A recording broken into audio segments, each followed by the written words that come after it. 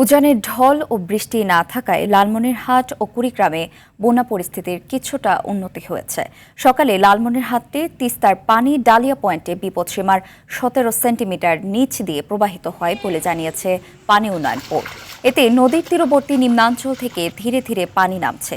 পানিতে তলিয়ে বিভিন্ন এলাকায় নষ্ট হচ্ছে বাদাম ও আমন ধানের বীজতলা। এতে দুশ্চিন্তায় রয়েছেন কৃষকরা। কুড়িগ্রামেও কমছে সবকটি নদ নদীর পানি, ফলে বন্যা পরিস্থিতির উন্নতি হয়েছে। সকালে দুধকুমার নদীর পানি কমে বিপদসীমার 24 সেন্টিমিটার নিচ দিয়ে প্রবাহিত হয়, তবে নিচু এলাকার জমিতে এখনো পানি রয়েছে।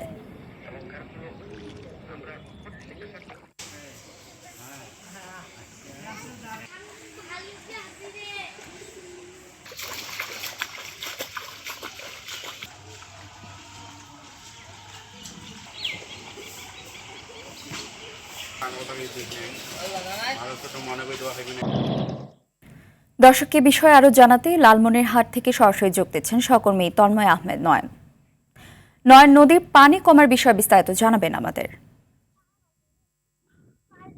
নুসরাত, লালমনিরহাটে তিস্তা নদীর পানি আস্তে আস্তে কমছে। আজ সকাল 6টায় তিস্তা নদীর পানি বিপদসীমার 17 সেন্টিমিটার নিচ দিয়ে প্রবাহিত হচ্ছে এবং সর্বশেষ সকাল 9টায় 21 সেন্টিমিটার নিচ দিয়ে প্রবাহিত হচ্ছে। তবে আমরা স্থানীয়দের সঙ্গে কথা বলেছি, গত রাত্রেও কিন্তু পানি কিছুটা বেড়েছিল, আস্তে আস্তে সকালে তা কমে গিয়েছে। এই পানি বাড়া এবং কমার মধ্যে কৃষকের কিছু ক্ষতি হয়েছে। এখানে আমনের বীজতলার ক্ষতি হচ্ছে, বিস্তীর্ণ এলাকায় যে বীজতলাগুলো এগুলোর ক্ষতি হয়েছে এবং বাদাম, এখন পর্যন্ত যেসব কৃষক জমিতে বাদাম উৎপাদন করেছিল সেগুলো নষ্ট হয়ে গিয়েছে। এছাড়াও নদী তীরবর্তী এলাকায় যে মৎস্য চাষিরা রয়েছে তারা কিন্তু ক্ষতির সম্মুখীন হয়েছে। আমরা মৎস্য চাষিদের সঙ্গে কথা বলেছি, এদিক দিয়ে আমরা মৎস্য অধিদপ্তর, কৃষি অধিদপ্তর এবং জেলা প্রশাসনের সঙ্গে কথা বলেছি যে এখন পর্যন্ত তারা ক্ষতির যে মোট ক্ষতি কত ক্ষতি হয়েছে তারা এখনো নিরূপণ করতে পারেনি। পুরো দমে পানি কিন্তু নেমে যায়নি।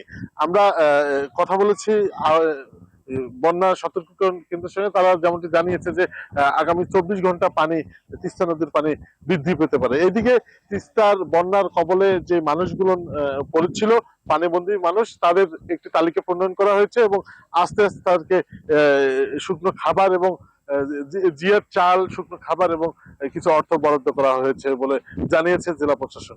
এই ছিল লালমনিরহাটের বন্যার সর্বশেষ পরিস্থিতি। নুসরাত। ধন্যবাদ।